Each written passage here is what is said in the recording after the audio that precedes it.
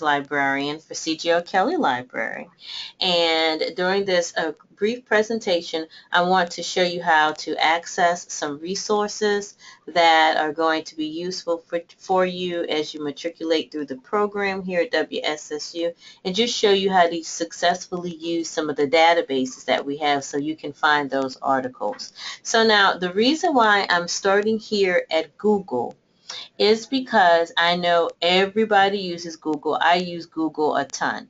So the key is to be very strategic and be smart when you use Google. So I'm going to show you a couple of ways to search Google. We're going to look at Google's advanced search, and then we're going to look at Google Scholar, and then I may get a chance, if we have some time, I may go ahead and show you some things in Google Docs if we have some time.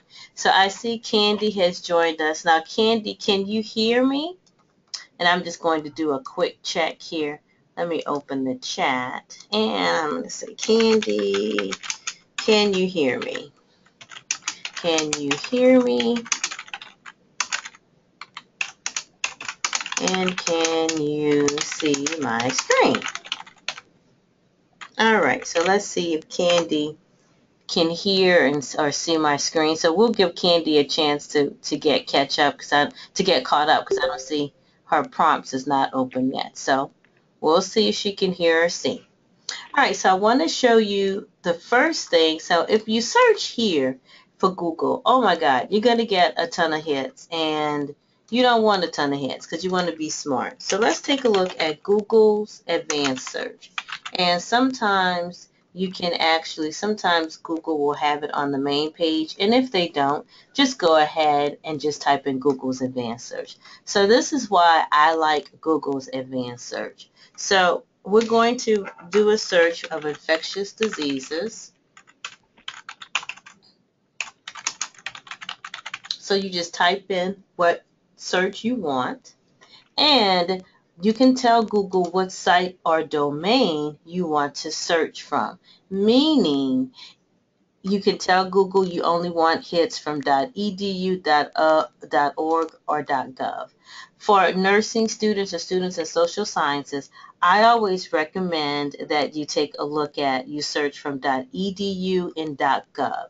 Edu, of course, is education, and .gov, of course, is government. And the reason why I said those two is because those two domains will give you, at least we hope they do, but in most instances, you will get unbiased data. And as a researcher, you want pure data and you want it to be unbiased. You don't want to have any slants on it. So I would recommend that you do .edu or .gov. So for the sake of this search, let's do .gov. Medical Incorporated Boutique, massage therapy. Okay. All right, so let's do .gov. And with .gov, like I said, this is government. Another reason why I like Google's advanced search, you can come here, you see where it says any format, and you can actually highlight and select what format you want your hits to be from. So I'm going to go with PowerPoint just to see what researchers, clinicians, or nurse practitioners have shared their research with Google so it can be seen globally, right? So I have infectious disease is my topic. Then I'm searching for .gov because that's the domain I want to get my hits from, and I want to see PowerPoint. So let's see what kind of hits we get. All right, so it's still thinking, but I see we do have some hits. So like, for example, here is a PowerPoint. Let's just take a look, see if I can get it to open. And this is a PowerPoint, surveillance and response to important infectious diseases. And it's .gov because that's what we did. We told it the site or domain we wanted it to be in .gov. All right, so here is a PowerPoint. Let's see if we can make it just a tad bigger. So here is a PowerPoint that we got, and it's from the CDC, which is kind of cool, and it's talking about infectious diseases. So like I said, this is a smart way to search Google. This is one of them. So I recommend that you do that type of search. Now let's say you know you only want retrievals, right? You only want hits from, let's say, 2012. All right. So I'm going to come here. I'm going to do 2012 through 2015 because I don't want to get hits all the way back from from 1997 or whatever. So I'm going to hit advanced search again. I'm going to stick with PowerPoint, and let's see if that really worked. All right, infectious diseases. I did PowerPoint. Not a whole lot so far from 2012 to 2015, but let's take a look at this one. So this is like I said, this is a smart way, one of the smart ways to search Google. So this was done 2012, and it's, let's see here. Sometimes you get the hits you want, sometimes you don't. I'm not seeing anything particularly, I guess a little bit with infectious diseases, but that's one way. So if we come back here and let's say we don't want PowerPoint, let's just do PDFs. And we're still searching 2012 to 2015. So I'm going to hit advanced search. So these are PDFs, right? So we started 2012 to 2015. So let's take a look at this. This is a plan, looks like 2012 to 2015, jurisdictional plan about, I guess, how Mississippi is going to deal with infectious diseases. So this is a way to search Google and be smart about it, and not just randomly searching Google like a lot of students do with the Google search. So be specific. Tell Google what you want. Oh, did I just close out of it? Yeah, tell Google what you want. And that way, when you tell Google what you want, you can go ahead and then pop in whatever you need. So this is Google's advanced search. So another database that I want you to consider with Google is actually Google Scholar. Now, have either of you heard of Google Scholar? Heard of it, but not used it. Okay, well, good deal. All right. So let me show you what Google Scholar looks like. Google Scholar is Google's version of vetted academic articles. So if let's say you just getting information about a research topic and you just want to see what Google has, use Google Scholar. Remember, for your research, never search here. Do the Google Advanced Search or Google Scholar. So I'm going to type in Google Scholar. All right, so this is what Google Scholar looks like. And I'm going to do infectious diseases. I'm going to hit search. All right, so I've come across some infectious diseases, but I want to see how we got a hit from 1994. We know we definitely don't want that. So I am just going to hit 2011, so all of my hits can be from 2011. So now let me tell you what Google does. Google actually is pulling information from, they're picking up my IPO address because I'm on campus. So that's why if let's say I'm interested in this article, I can actually search it from WSSU to see if we have it because I'm on campus. But when you are at home or off campus like you are now, it will actually let you know if we have the article or if you can access the article via your PDF. So this is pulling straight from the vendor or straight from the journal. So let's say I am interested in, let's find an article. Let's say I'm interested in this article, right? And so what I'm going to do is just hit here because I want to see what that's going to look like. And one thing I do want you to remember, never, ever, ever pay for an article. If you come across an article and if we don't have the full text, please don't buy it, okay? So never buy it.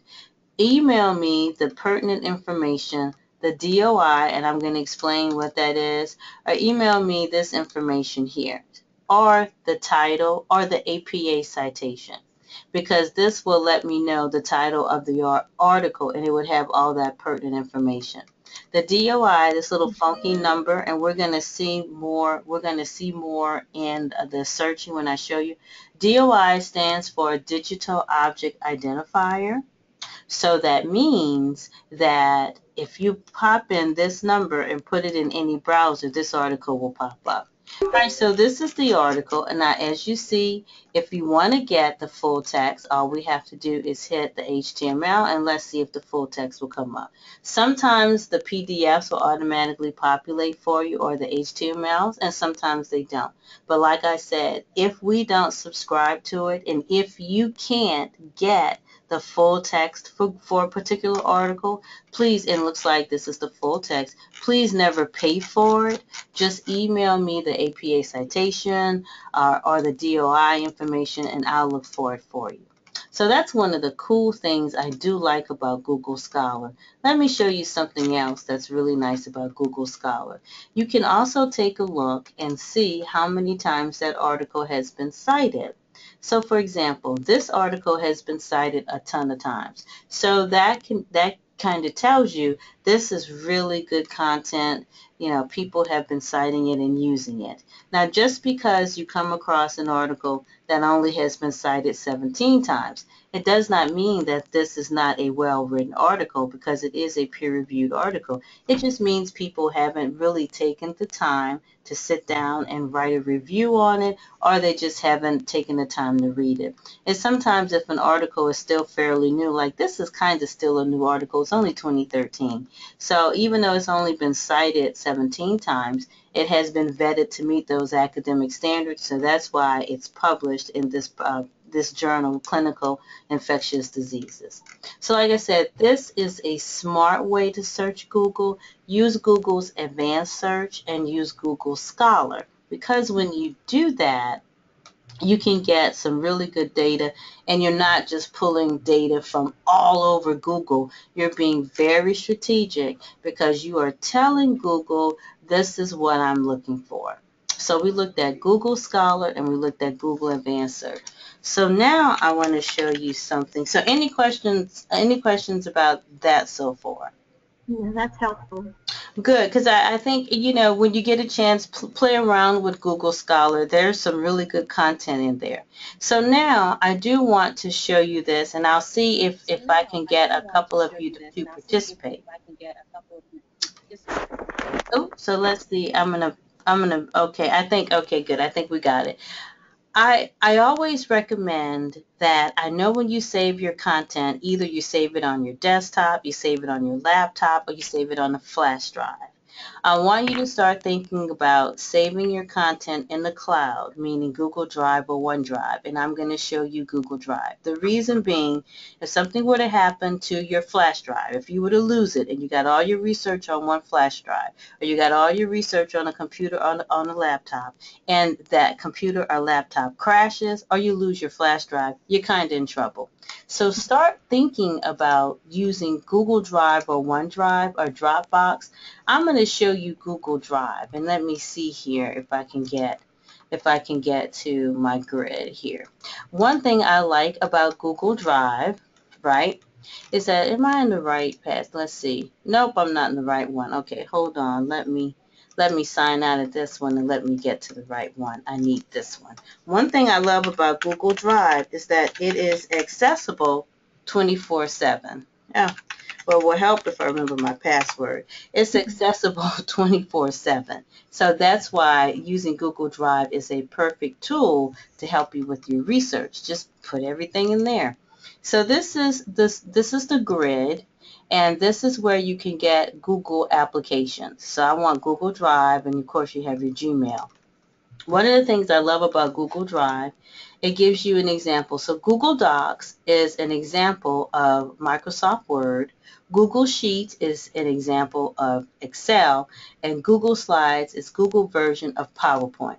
So let's take a look in Google Slides, and you can upload any information into Google. So these are some of the templates. I mean, they have some nice little funky templates. So these are some of the templates for Google Slides. And then let's close out of that. And then Google Docs works just like Microsoft Word. So think about this. Let's say you have a group project you have to work on. It's really a group research paper. And instead of you meeting physically, or sending a bunch of emails, email draft number 1, email draft number 2, and so on. Create your document in Google, share it with the group, and then everybody can make edits, and you can see the edits in real time because Google saves everything. So let me show you what I mean. So see that this is, I'm going to go ahead and name your paper immediately once you start working on it. And you'll notice Google saves everything in real time, so you don't have to click a save button. So I'm going to say infectious diseases, group project. This is our group paper. Okay, so that's my group paper, and you see how it's automatically saving? That's what I love. So now I'm ready to at least put some content. So I agree to start the research project. So I'm going to start the research project. So I'm going to come here, infectious group paper, and you'll see it works just like Word. Okay, let's put this here, infectious group paper. All right, and I'm going to just type here group members. We have Candy, Cynthia, and Jennifer, and Melinda. All right. So now I really hate to type. I'm such a lazy typer. So I'm just going to come here and I just need to grab some content. So I'm just going to grab this so I don't have to type anything. Come here and I'm just going to do Control V and put some content here. All right. So of course, since this is a global nursing class and your citation style is APA, I'm going to come up here to my citations. And I mean, not my citations, my font. I want it to be Times New Roman, 12-point font. And let's see any other changes. Okay, so I have made some changes. So now I am going to share my link with you. If either of you have a Google account, I'm going to share my link with you, and I'm going to walk you through that. I'm going to place that link in the chat box, and then if you are able to, select the link, and then once you select the link, start editing the paper. So let me show you how that works. I'm going to come to share, because as you see, I just created it, the document, and it's private. So I'm going to come to share. So Google is really cool about this. There are a couple of ways you can do this. I always recommend that you get the shareable link. It's a lot more easier than popping in everybody's email address. To me, this part is cumbersome. But I'm going to select the link that says get shareable link. Once you do that, make sure you come here to the can edit document, because it doesn't make sense to email the link to everyone and you can't edit it. So make sure once you select get shareable link and can edit, because you don't want people to comment or view, they need to edit and make changes. All right, so can edit. I'm going to copy this link.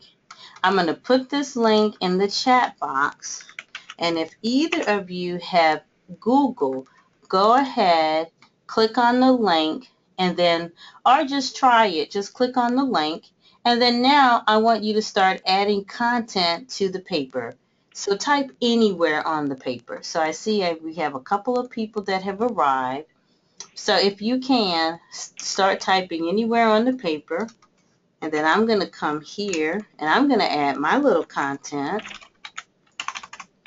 And I see people are working. And Candy's adding some content. And you see how it saves everything in real time, which is a really cool thing. So this, if you have to do a group project, think about putting it in Google Drive, sharing it with the group, and then everybody can come in and edit and make changes. Yes, Candy, it can be a real lifesaver. Instead, you send the draft here. This is draft number 1, draft number 2. Oh, don't do that. Create it in Google Drive, Google Docs, and then save it. And you see everything is in real time. And you see, as I'm typing, it's saving. And that's what I absolutely love. And it tracks it for you.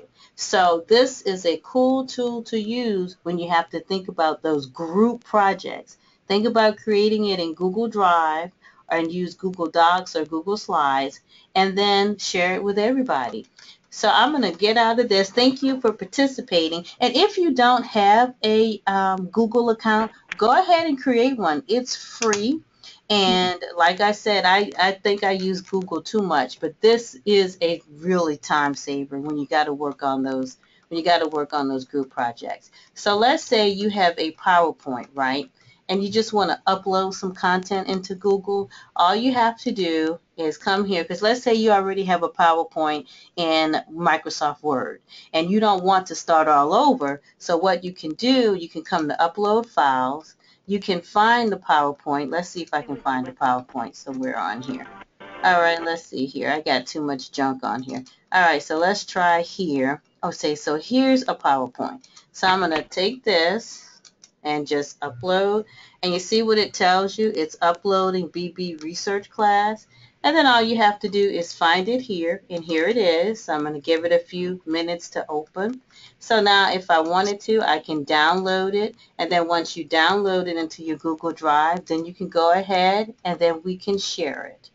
So like I said, consider using Google Drive when you have to work on those group projects, because it really, and then use Google Drive as a backup to saving your content. And it's really easy to make a folder. All you'd have to do is come here. Let's say you need to make a folder for infectious diseases. Just type in your topic here. And then hit create. And then to move things into a folder is really easy, because all you have to do is right click and you see where it says move to. I want to put it in the infectious disease folder, move. It tells you it's moved, and if you want to undo it, you can. So now I want to go to my infectious disease folder, and there it is. So that's how seamless it is to use Google Drive. So keep that in mind. So any questions about Google Drive, because then I'm going to sign out and then I want to get to our databases. All right, so I don't hear any questions. So I am actually going to go to our databases, but let me get to the LibGuide, because I'm hoping you all have been using the research guide or LibGuide that I created and uploaded into your class. And let me just sign in here. All right, so I'm going to get to one of the sections here for global, because I'm embedded in all three. So let's do WE, and then I'm going to turn this off so I don't delete anything. All right, so of course here is the Librarian's Corner tab. I'm going to select that, and I hope you've been using the Global Nursing Research research guide. So we are going to briefly take a look at some of these things, particularly APA, but I do want to show you some really cool databases that I think will help you with your research. How to access the online resources. Believe it or not, this is just a very short screencast about this. It's pretty much this session that I'm doing now, but it's in 10 minutes. So it's really, really short. But if you forget something, you can always come here and take a look at it. And then, of course, I do have some really good information for APA. We're going to take a look at that. The citing examples. This will help you with your citing if you haven't had a chance to buy the APA Style Guide book. That's the Bible for APA citing, but I did put in some examples to help you with your citing, so we'll take a look at all of those. All right, so let's get to the main page. And these are some of the databases that I particularly like to use when I'm doing research. So let's go to Sonal. All right, so now from home, when you log into Blackboard, so you go through the process, you put in your credentials, you will actually, when you click on the link to actually access the databases, you will get to the proxy. All you have to do is put in, if you haven't experienced it yet, just put in your username, which is your email address, minus the @rams.wssu.edu, and of course your password, which is your banner ID number.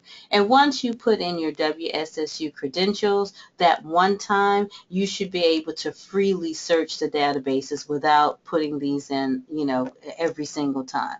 All right, so I'm going to close out of that. And here we go here. All right, so this is Sanal, one of my favorite databases. The reason why I like Sanal is an EBSCO host database. This is one of the few databases that will allow you to search multiple databases simultaneously. So we're in Sanal, but we're going to highlight some of these other databases to pull content from. And if you just want to know what each database, the content that it offers, all you have to do is just scroll over the little comment box, and as you see, the abstract pops up. I recommend Academic Search Premier because this is a really comprehensive database, and it pulls content from a lot of very good sources, and most of it, of course, is peer-reviewed.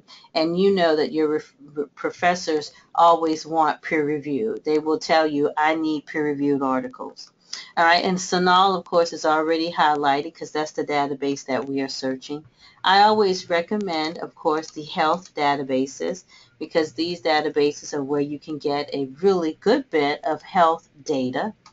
And then, here's another one here. Also, don't forget about the psych articles databases. These are really good databases. They're curated from APA, and a lot of the articles are published in APA's journal, and then they're just really good information because when you want to know anything dealing with behavior, psych articles and psych info, they're one of the best to search. So I'm going to hit OK.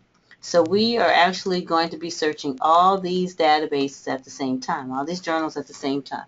I'm going to go to advanced search, and the only reason why I like to do an advanced search is because it gives you extra searching parameters so you can kind of see your searching your keywords. So of course, a couple of other things before you even put in what your keyword is, go ahead and do full text because you would like to get full text and peer reviewed. That way there are no discrepancies of whether or not the content you receive, whether or not it's peer reviewed. And of course, peer-reviewed or scholarly means that articles have been vetted to meet academic standards. So if it's peer-reviewed, it has gone through a process to get published. Now when I show you another database, ProQuest Nursing and Allied Health, it gives you the option to search peer-reviewed and scholarly. So when an article is scholarly, that means it has not gone through the peer-reviewed process. However, all of the scholarly articles that we have access to through O'Kelly, those are articles that have been written by your nurse practitioners and your clinicians. These individuals are the ones who often write information about policies and procedures. So those are really good articles. This database just clunks it all together. ProQuest is one of the few that gives you the option to search both, but you'll see when I get to ProQuest that we do search both. All right, so we got full text and we did peer review. So now let's do infectious disease. I'm going to stick with infectious diseases. And let's do infectious diseases. And I want to do infectious diseases. And let's do infectious diseases, and let's do children. Let's see if we get any hits with infectious diseases and children. Okay, so we got quite a few, but let me show you how we can shrink this 19,000 articles down. So we already did full text. We got peer reviewed, right? So I'm going to come here to this little box here, and I want to go to 2013. I just want to make sure, I really want to shrink the number, but I want to go to 2013. And it shrunk it down to about 4,000. Okay, I can work with that. I know that's a lot, but this is a broad topic, and I can work with that. All right, so as you take a look at some of the articles that populated, what you can do is take your mouse and scroll over the magnifying glass with the little yellow paper in the background. And you will see the abstract will pop up. So infectious disease, fifth disease. Let's say I'm interested in this article. I'm going to look at the abstract. And of course, you know, the abstract is pretty much a summary of what the whole article is about. I want this article. So as I go through the process, I'm going to add the articles to my folder, and I'm going to walk you through and show you how to retrieve them. All right, so infectious diseases, let's say I'm interested in this one, and let's say I'm interested in this one. I'm going to do one more, And let's take this one. All right, so I have found during my research, I have found 4 articles that I'm interested in. So now I am done with this database. So I'm going to come to the folder view, and I want to email these articles. I want to send these articles to my email. So I'm going to hit select all because I put these in here. I want all 4. And now I'm going to do email. So what I recommend that you do, of course, make sure you use your WSSU email. Your WSSU email has a proxy already built in, and that means when you select the persistent link to open your email, that way the article will open. If you use Gmail, Hotmail, or something else, the link may not open and you're going to be frustrated because you did all this time doing research and the link doesn't open. And I'm going to show you what that looks like. If you have the option to get the PDF, make sure you highlight that because you want the PDF because the PDFs are nice and crisp and clear. So citation format is what I want. And of course, we want APA, and I'm going to walk you through how various databases will format it for you, but you have to clean it up. And I'm going to show you a couple of things with that. So I'm going to do APA. When you hit send, of course, you can put a comment in your comments box. You don't have to. And for the subject, make sure you put what the topic is so you'll know. And of course, I'm going to do infectious diseases. And for format, make sure you leave it highlighted as rich text, because if you change it to plain text, it's going to be some HTML stuff. So you hit send. We should get a confirmation, and here's my confirmation. And since I have my email on, we will see that those articles will pop through. So I'm going to hit continue. Now let me show you, and see, here they come. Let me show you what that looks like in your email. So I'm actually, I don't want to email again. I want to actually print. So let's go to print. So I want you to see what that looks like. Of course, I want to do APA, right? And I'm going to hit print. All right, so this is what it looks like when you get your email. These are the persistent links to your article, and this is very important, and I will explain why. So these are your references. Remember, I selected 4 articles. So these are my references, right? All of those. And these are my persistent links to the references. So this is the link to number 1. This is the link to number 2, number 3, of course, and number 4. All right. So this is what a lot of students like to do. They grab this. They open a Word document. I'm going to open a Word document and drag that over there so you can see it. They open a Word document, and then they just cut and paste their references, and they think they're done. And you know that this is the furthest thing from the truth. This is so not right. It's wrong on so many levels. So we're going to break this down. And this is what a lot of students do, and I know you don't do that, and I don't want you to do that. So let's clean this up. 4 cornerstones I like to say about APA. Number 1, it has to be Times New Roman font, and it has to be 12 point. 12 point Times New Roman font. Your paper it has to be 1-inch margin, top, bottom, left, right.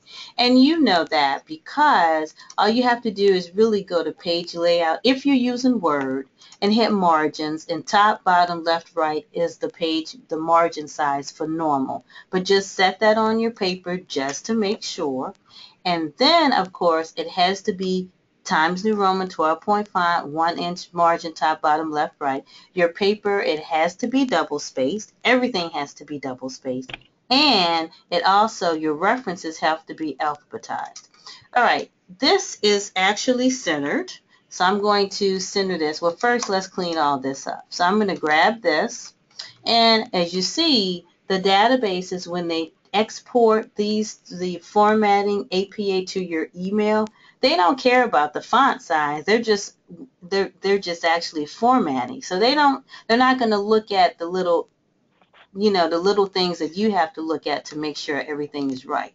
So let's clean this up. So I want Times New Roman. I want to do 12-point font. Okay, so we are almost there. I am going to center this. And references is not bold. It's actually just regular cases. And I don't see any articles here with a DOI. So give me 1 second. I want to get I want to go back here and let me see if I can hopefully find an article that has a DOI, because I need to explain a couple of things. So hopefully, let's see, maybe I'm going to try. This one might have a DOI. And let's see if these two have DOIs. And let's unclick the rest of these, because I need to explain something to you. So I'm hoping these two will have DOIs. And let's say print, and we want APA. All right, and I'm going to do print, and let's see, do we have DOIs for these two? Okay, so yeah, we got one. Okay, one has a DOI. That's perfect. So I'm going to cut and paste this. I'm going to put it in my Word document, and I'm just going to put it here. All right, so let's clean this up. And of course, it needs to be Times New Roman 12-point font. And I am going to delete one of these because this is the same last name. So I'm going to delete this one. All right, so, and let's change this one. So we got our citations. So if you were just going to take this and turn it in, you would be in so much trouble. So let's clean this up. All right, so let me walk you through it. So let's go ahead. This is going to be 2 points. So two spaces, so we're pretty much good there. So now, this is why I wanted to show you I needed that DOI. Remember I said the DOI stands for Digital Object Identifier. More and more vendors are actually adding DOIs to the end of the articles. What that means is that if I were to cut and paste this little funky number here and put it in a browser, this article should pop up. So let me get back here. Let me put it in the browser, and it should pop up. And here it is. The reason why vendors are starting to add DOIs, it's so that researchers can find the articles quickly, which means your professor is going to love it because they can find the articles quickly. Now, here's a little caveat here.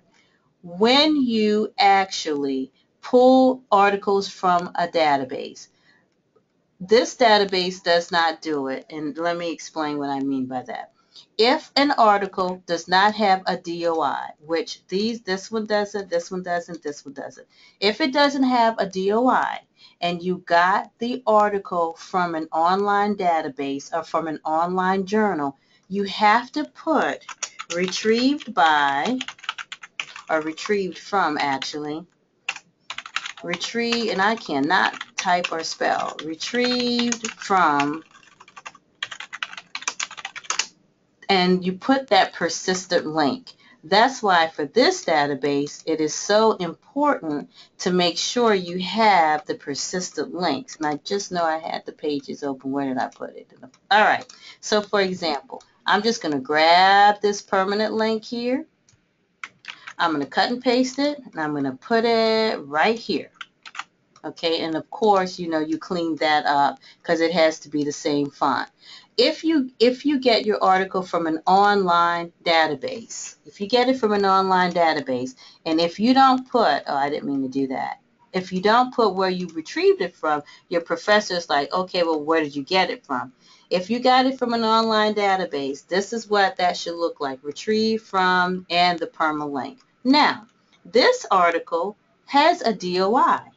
So you do not have to put retrieved from because the DOI says it all. In APA's mind, the DOI is actually the period, just like this retrieved from is the last thing that's in the citation. And one other thing I did, I forgot to actually, I'm going to just put 7 here. I forgot to alphabetize this. So this has to come up here. I'm going to put that there. And then, so now we're good to go. So the articles that don't have a DOI at the end, and if you got them from an online database, you have to make sure that you put the persistent link. You have to put the persistent link and says it was retrieved from da da da da da, like I did here. So now let me show you a database that does that. And just because EBSCOhost doesn't do it, I don't want you not to use it. Just get the permalink and just put that there. So let me show you another database. And ProQuest is one of my favorites. And ProQuest actually does it for you. So let's get back here. I'm going to scroll down to ProQuest. It's Nursing and Allied Health. And remember how we talked about the peer-reviewed and the scholarly? This is one of those databases that give you an option, but I always select all, do peer-reviewed and scholarly, because you expand your research, and that way you can get really good data. So we're going to do infectious diseases. In most instances, it pops up for you. So I'm going to do infectious diseases, and look how many hits we got. But we're going to shrink that down all the way to 2013, and I'm going to shrink it again so you can see each database interface is a little different. Okay, so I shrunk it down again to 2013. All right, so let's take a look at a couple of things. Let's say I am interested in this database, in this article. Just preview it here. And once you preview it here, you see the abstract will pop up, and that way you can figure out whether or not I like it or you want it. I say I want this one, and this one. So I want these three. So it's pretty much the same process. You come up to the email, and then you email these articles to your email. But remember to always select the bibliography button here to enable the list so you can actually ensure that you are getting the APA 6th edition. You have to make sure you get the APA 6th edition. So I already have APA, so I'm going to put that there. Then you have to make sure you put in your email address and your name. ProQuest, all what they want your name, and you can make up a name if you want to. You can put in a message here and hit continue. So, and then once you hit continue, of course, you will get that confirmation that you got those emails. But let me show you, you got the articles. Let me show you what I meant when I said that some databases will put the retrieved from and some don't. Let's go to site. Remember, I chose 4. So as you can see, or actually I guess I just did 3. As you can see, these databases or these articles, this one does not have a DOI, right? So as you see, it doesn't have a DOI, but it has retrieved from da da da da da. This is the link you want. So this one has a DOI. So you see, if it has a DOI at the end of it, you do not need to add retrieve from because the DOI is the period, it says it all. And this one has a DOI. So if you would, you just cut and paste, put it in your Word document, and make sure, like I always say, you just clean it up. One of the nice things about ProQuest is that it automatically alphabetize the names for you, which is nice. EBSCO, for the most part, doesn't do that. So in ProQuest, as you see, they're partial to Verdana. So I'm going to need to change it, of course, to Times New Roman, 12-point font, and then now we're good. So all I would need to do is just, of course, move this to where it needs to go. So that's C, that needs to go here. And then, change everything around so they can be in alphabetical order like it's supposed to be. So if I would have turned in this reference page, I think I would be good to go. Of course, I would need my running head and then the page number, and I'm going to show you an example of what that looks like. But you have to go in and clean it up. And as you can see, like Singapore needs to be alphabetized, and then spelling. So the databases do a really good job of formatting, but you have to go in and clean it up and make sure it's correct. And of course, you see this one, you would have to have retrieved by and that permalink. The same thing with this one. This one has a DOI, so you're good to go. So I just wanted you to see what it looks like. So when you actually do your reference pages, that you correctly cite, retrieve from, or have your DOI. So any questions about that? No. All right. So, yeah. So I just wanted to differentiate that. Now let me show you. There is. I'm going to close out of this. This ProQuest Nursing Allied Health is a good one. EBSCO Host I really like. And guys, don't forget about Science Direct. This is a really good database. And the reason why I do like Science Direct is because most of their hits, they will give you a PDF, which is really nice. And then, of course, you can take a look at the PDF, and they're pretty much, they always look like this. Take a look at the PDF. And one thing I wanted to remind you to do, when you are doing your research, always remember to look at the references. I tell you, if you look at the references, this will help cut down your research by a lot. And I can tell you why.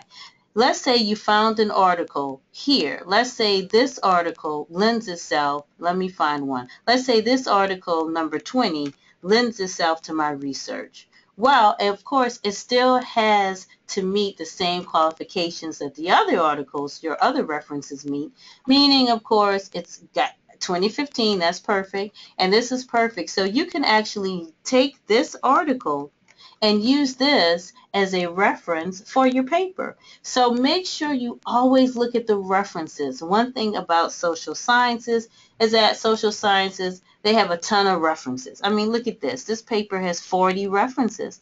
I'm sure out of 40 references, hopefully you can find a couple of sources that lends itself to your research. So I wanted to remind you of that. But don't forget about Science Direct, and also don't forget about PubMed. And you have PubMed or PubMed Central. I know PubMed is not the most attractive looking database, but I tell you, you can get some really good stuff from PubMed. And once again, remember, if you come across any type of an article, and if you can't get the full text, email me the APA citation, the title, and the DOI, and then I can get it for you. All right, so so when you get a chance, take a look at all of the databases, but the ones that I showed you the most, those are the ones that I find you can get a really good data from. Ovid is another good one, of course, so take a look at those. So now I want you to take a look at the citation paper. This is an example of what an APA citation paper should look like. I mean, APA research paper should look like when you're doing your research. And this is just pretty much a reminder. But you can go there and take a look at the link. Remember, you have to have the word on your first page, the word running head on the first page. And this is, in essence, your running head. It's basically your title. Remember, APA is very particular. They want the page number top right. So don't do, top, bottom, bottom or left. Make sure it's top right. And one thing to remember, the running head will only come on the first page. If you look at subsequent pages, you will, of course, just have the title or the running head, which is the title, and then the page number. You don't have to have the word running head on all of them. So keep that in mind. Now, if you take a look, I want us to scroll down to the reference page. So this is an example of what the references look like. Now, I want to point something out to you.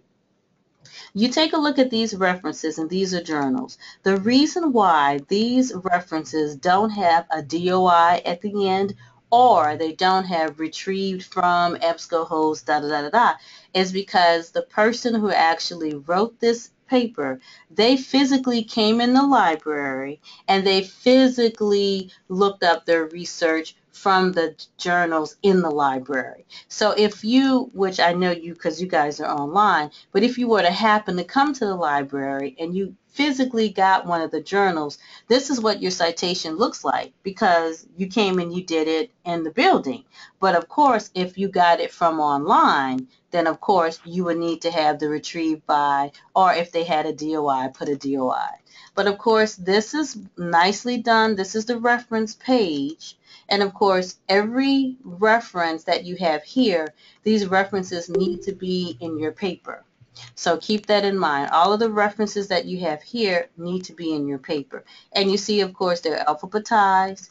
And one thing I always like to remind students, the first name in the citation is probably the primary researcher. So never juxtapose these names. So you may feel so inclined to want to switch names, like put Finley B first because Finley's before Underwood. No, Underwood is the primary researcher. That's why Underwood is first. So make sure you never transpose these names. Leave them as is. However, you do have to alphabetize your reference list according to the first name in the citation. So now another thing I want to point out that I think will be very useful, when you write a well-written research paper, you know you have to include in-text citations. There's just no way of getting around it. You have to include in-text citations. And here are a couple of examples. So you see you have your first in-text citations here, Cummings, Butler, and Kraut. And then because it's 3 or more, 3 to 5, then you will have your subsequent citations, then you will have just Cummings and et al. So let me show you, I do have in my APA Citation Center a breakdown of what that looks like. And also, guys, I do have some little videos here. And some of these videos are very nicely done. And they are about APA citing. I don't know why it's taking so long to load. But when you get a chance, take a look at several of them because they do talk about, here she goes. APA 6th edition. And she does a really good job of explaining everything, paraphrasing, and all of that. So let's take a look at the citations because I think this is what really kind of mixes students up sometimes when it comes to in-text citing in your reference page. So let's say you have an article, a journal article, and you have 1 to 2 authors. So this is what your reference page needs to look like, right? So let me have, this is an example of what your reference page should look like. And this is just one author. So, and then in your in-text citation for one author, you can put all of the information in parentheses, or you could just have the year in parentheses. And for your in-text citation, remember, it's only the last name. It's not the last name and first initial, only the last name. So then when you get to 2 authors, of course, here's an example. You list the 2 authors and see how I have retrieved from, because that's where the link where we got it from. And then your in-text citation, you have an example where you have all of the information is in parentheses or the year is just in parentheses. Now, when you get to 3 to 5 authors, it starts to get a little tricky. So let's say we have 3 to 5, 4, 5, 3 to 5 authors. So in your reference page, on your reference page, you're going to list all of the authors' names. 1, 2, 3, 4, 5. So this is 5 authors. So this is what it looks like on your reference page. Now, let's talk about the in-text citations. And the first time you reference an article with 3 to 5 authors, that first in-text citation, you're going to list all of their names. Either you have the information, all of their names in the year in parentheses, or you have all of their, you only have the year in parentheses. So now for subsequent citations, for the same in-text citation, so let's say I'm referring to this article in the in-text citation 5 times. The first time, I list all their author's name. Now, for citing 2, 3, 4, and 5, you only list the primary researcher, which is Brent, the author, the first author, and then you do et al. So you can have Brent et al. In parentheses or just the year in parentheses. And you do Brent et al. APA does not want to see the subsequent citings for 3 to 5. They don't want to see all those names. So they just ask that you do Brent et al. For the subsequent citations. So now we get to 6 or 7 authors. This one still gets a little tricky. So when you do 6 or 7, so here's an example. So we have Brent et al. We have 1, 2, 3, 4, 5, 6, 7. All right, so you list all 6 to 7. You list all of the author's name in your reference page. However, for the in-text citation, you only list the main researcher, Brent and et al. And remember, everything can be in parentheses or just the year in parentheses. Now, this is when it really gets tricky, but it makes it easy. APA only wants to see 7 authors' names for a citation with 8 or more. So that means, let's pretend this article has 20 authors, right? It has 20 authors.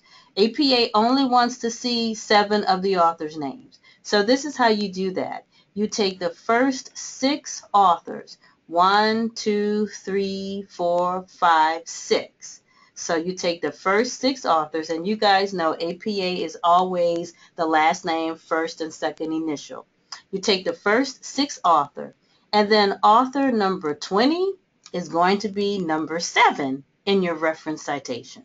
So again, for 8 or more, APA only wants to see 7 names, period. They don't want to see all 20 names. They only want to see 7.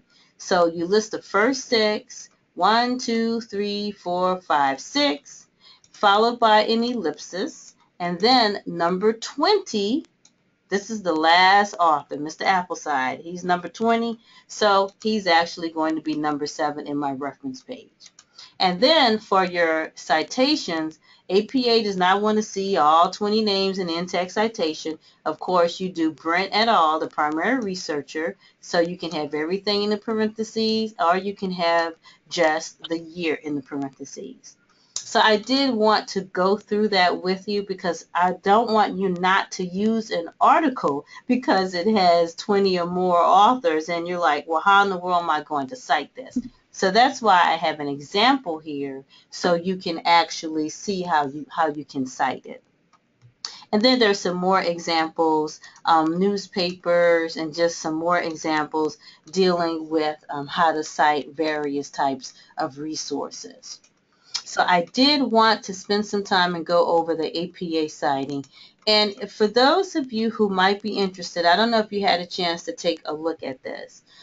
I've working with graduate nursing students, and several of them have actually purchased this.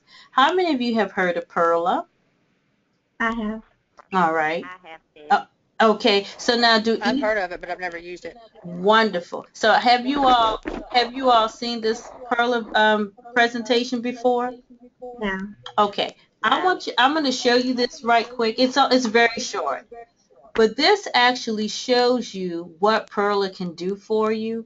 And I actually got a chance to talk to some of the nursing professors, and I'm like, okay, I know you want them to learn how to cite right, and that's perfect because they have to learn how to cite right, particularly if you're going to go to grad school. Well, Perla helps you with that because it walks you through step by step what you need to do for citing. So I'm not advocating that you purchase it, but take a look at it and see if it's something you would be interested in.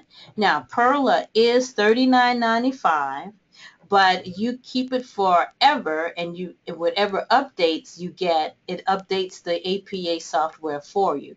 Now, here's the clincher. Let's say you don't want to buy it because it's like, I really don't want to buy it. You can actually download the software on your computer free of charge. They do not ask for a credit card, and you can produce one really good research paper with Perla and go through the steps. So I'm going to quickly show you this little video, and After installation, let's the see Launch what you Perla think. icon will be on your desktop.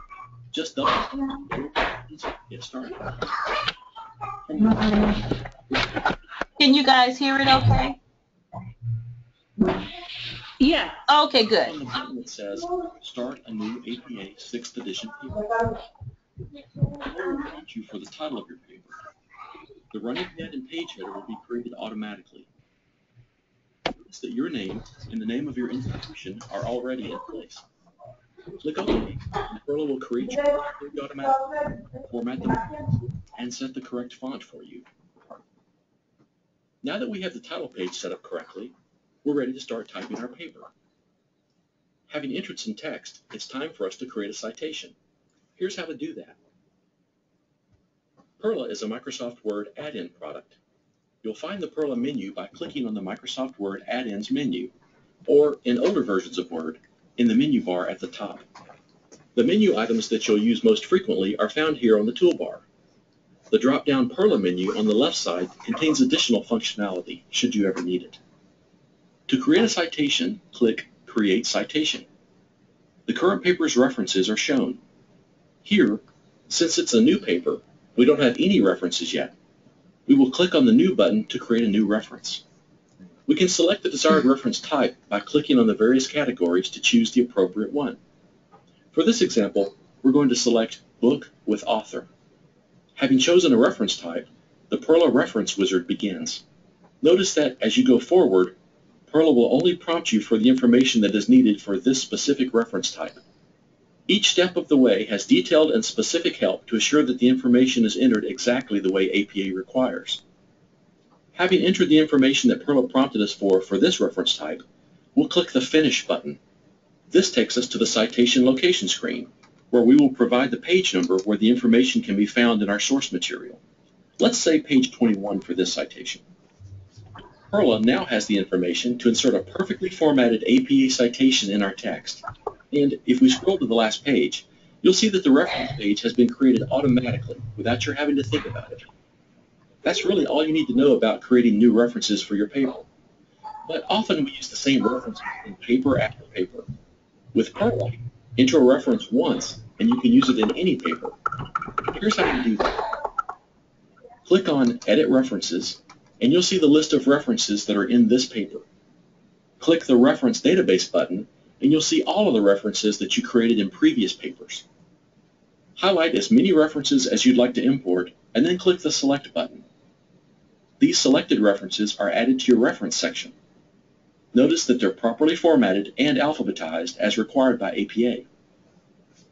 To create a citation for one of these imported references, simply click on Create Citation, choose the reference you wish to cite, click Select, enter the page number, and you're done. The citation is added to the text using your imported reference.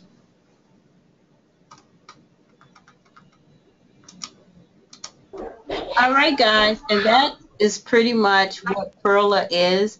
I recommend downloading and trying it for free and create one really good paper for free. And if you decide to, purchase it, have it. And if you don't, at least you have that one really good research paper, and that could be a template for your other papers.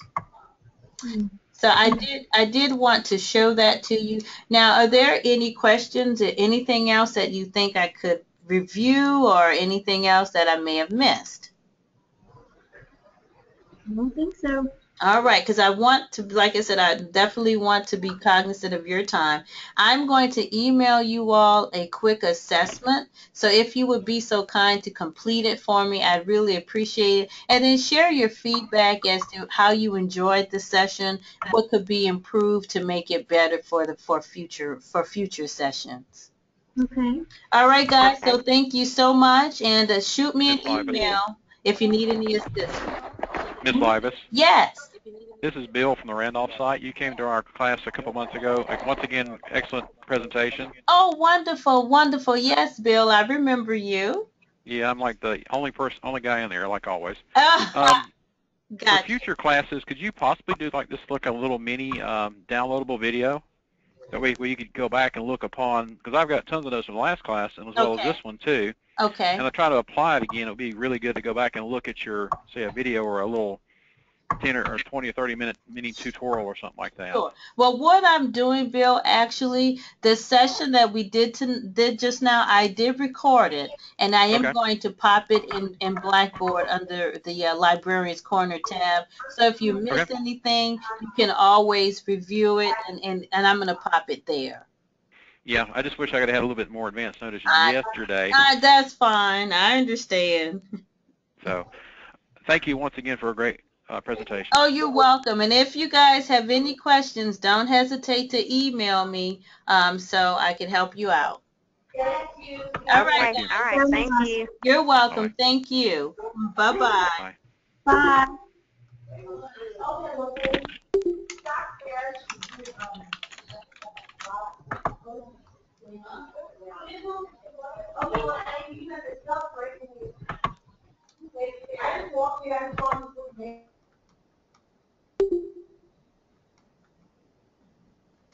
And let's see, how do I end this? Where is it? Where is it? Here it is.